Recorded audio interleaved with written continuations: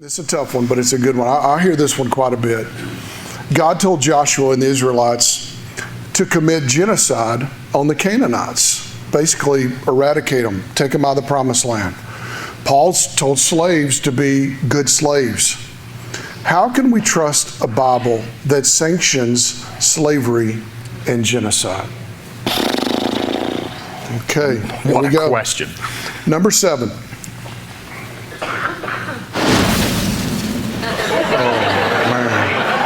Dang, we got music with that one. Red flag, 126,000 Scoville heat units. And they put way too much sauce on this one.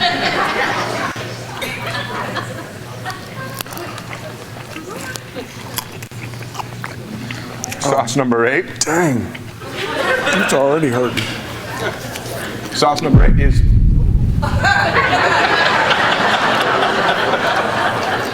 I felt that in my stool. I'm going to feel it in my stool tomorrow.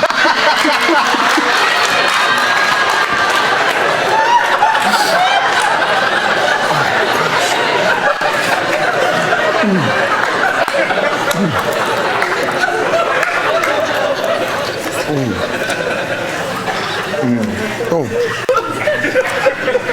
It tastes good, but I don't trust it. Wow, what a question. I'd almost prefer to have an hour to give a complete answer that this question deserves, because it is a common reason for why people don't believe in the Bible and they don't believe in God. You might need an hour. You told me I had 5 minutes, so let's see what I can do. For both of these topics, slavery and the eradication of the Canaanites, we need to take a step back and look at the whole picture instead of focusing on just one passage of Scripture. So let's start with slavery. Dude, that's brutal. Oh, sorry. Go ahead. One of the passages that critics often bring up is Leviticus 25. And on the surface, it seems to condone slavery. And they'll ask, well, if God was against slavery, then why didn't the Bible just condemn it outright? Well... Is your tongue on fire? Just think that God explicitly condemns murder, but that has never stopped people from doing it. I'm sorry. Am I going to be able to get a word in edgewise? Oh, dude, my tongue's on fire. So God explicitly condemned murder, but that has never stopped people from doing it. And even today, people find twisted ways of justifying murder. Leviticus 25 doesn't condone, it doesn't commend slavery. Rather, it gives concessions for slavery, because people have hard hearts, and they were always going to take slaves, whether it was legal or illegal. However, this is important. Okay, I'm listening. For every concession, God reminded his people, remember, you were slaves in Egypt, and I liberated you. Because I love you, and I command you to love your neighbor as you love yourself. Jesus taught us that we should treat others the way we want to be treated. And the Apostle Paul gave us a very stern warning in Ephesians 6:9. Masters, remember that both you and your slaves have the same master in heaven, and he does not show favoritism.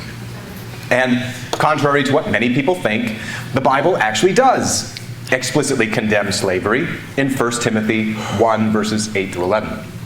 So the Bible gives us a correct understanding of our position with God. And when you grasp that, it becomes impossible to justify slavery. And as proof, Christians have led the world for 2,000 years in abolishing slavery. No other creed or religion even comes close. And as for the genocide of the Canaanites, again, let's take a step back, because there are lots of details that many people might not be aware of. And hopefully I can clear up some of those details before we die, I guess. So, oh my goodness. So what? You still got 9 and 10, dude. So I want everyone to imagine that you're asleep in bed, in your own bed, and when suddenly you come wide awake, and there's a group of men in your bedroom. They have tied up your family, and they're going to burn them to death while you watch. However, these men assure you this is a celebrated tradition in our culture, and this is a sacred religious ritual. So that makes it all better, right? No, it doesn't. Exactly. There are always going to be crimes that will be morally repugnant, even if they are embraced by the local culture or religion. And the Canaanites had made crimes, horrible crimes. Child sacrifice. Child sacrifice, incest, bestiality, disgusting things. They've made these traditions and these rituals part of their cultural identity. So as a people, they were all guilty of nasty things that deserved justice. And another thing that people often don't realize is that God gave the Canaanites more than 40 years to save their lives, to save themselves.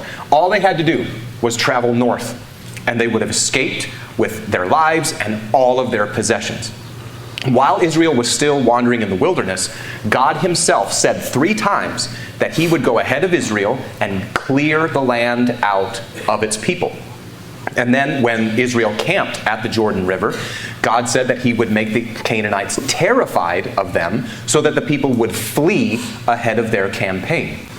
And finally, as Israel did begin to march into the Promised Land, God's instructions were first to drive the people out who were still living there. God gave the Canaanites numerous warnings and literally decades to escape to safety. Now, I have no doubt that the sensible people took advantage of that time, and mothers fled with their children.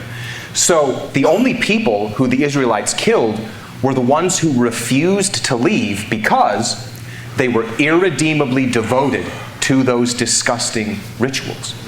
They chose to die rather than to stop hurting people.